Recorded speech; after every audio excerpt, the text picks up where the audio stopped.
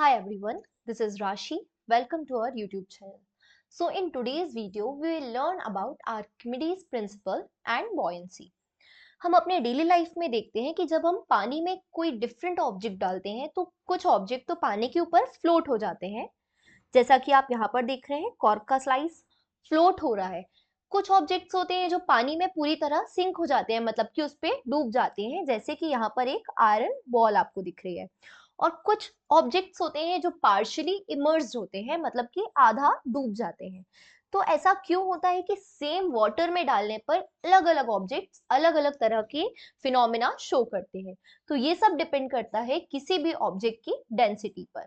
अब डेंसिटी क्या होती है? तो किसी भी ऑब्जेक्ट के एक यूनिट वॉल्यूम में कितने नंबर ऑफ पार्टिकल प्रेजेंट है, उसे हम बोलते हैं डेंसिटी। तो जैसे कि हम देखते हैं कि आयरन में डेंसिटी बहुत ज्यादा होती है, वहीं अगर हम बात करें वुड की, मतलब कि एक लकड़ी के पीस की, तो उसकी डेंसिटी कम होती है क्योंकि उसमें बीच में बहुत सारे पोर्स होते हैं जिसमें एयर फिल्ड होती है। इस वजह से जो लकड़ी रहती है वो फ्लोट होती है या समटाइम्स पार्शियली इमर्ज भी हो जाती है, जबकि जो आयरन बॉल है वो पूरी तरह से किसी भी ऑब्जेक्ट में सिंक हो जाती है। इसी फिनोमेना को और ज्यादा क्लियरली समझने के लिए आइए जानते हैं आर्किमिडीज प्रिंसिपल और बॉयंसी के बारे में। तो देखिए, आर्किमिडीज प्रिंसिपल क्या होता है? If a body is immersed fully और पार्शियली इन अ फ्लूइड, मतलब कोई भी बॉडी अगर पूरी तरह से या आधी किसी भी फ्लूइड में डूबी हुई रहती है, तो it experiences an upward force, मतलब कि वो जो बॉडी है या वो जो ऑब्जेक्ट है वो एक अपवर्ड फोर्स फील करता है, मतलब कि एक ऊपर की तरफ लगने वाला फोर्स फील करता है। अब वो फोर्स कितना होता है? तो that force is equal to the weight of the fluid displaced by it. मतलब वो जो बॉडी एक अपवर्ड फोर्स फील करेगी, वो फोर्स किसके बराबर होगा? तो जितना भी पानी उसने डिस्प्लेस किया है उस वाटर के या उस फ्लूइड के वेट के बराबर होगा उसके ऊपर लगने वाला अपवर्ड फोर्स। जैसे कि आप डायग्राम में देख पा रहे हैं, यहाँ पर जो ऑब्जेक्ट है ये पार्शियली इमर्स्ड है, मतलब कि आधा डूबा हुआ है। तो जब ये ऑब्जेक्ट पानी में डूबा होगा तो इसने कुछ ना कुछ वाटर डिस्प्लेस किया होगा, तो से इतना वाटर इसने डिस्प्लेस किया है। तो अब इस वाटर का जितना वेट होगा, इस वाटर के वेट के बराबर एक अपवर्ड फोर्स फील होगा इस ऑब्जेक्ट को। इस ऑब्जेक्ट में जो अपवर्ड फोर्स फील होगा that is equal to the weight of the water displaced by this object. तो अब आपको ये स्टेटमेंट बहुत अच्छे से क्लियर हो जाएगा that if a body is immersed fully और partially in a fluid, it experiences an upward force which is equal to the weight of the fluid displaced by it। तो ये एक बहुत सिंपल सा स्टेटमेंट है Archimedes principal का। यहाँ पर देखिए, ये जो ऑब्जेक्ट आपको दिख रहा है, अगर हम इसे इमर्स करें इस तरह से इस वाटर के अंदर, तो इतना अमाउंट ऑफ वाटर रहेगा जो उसने डिस्प्लेस किया हुआ होगा।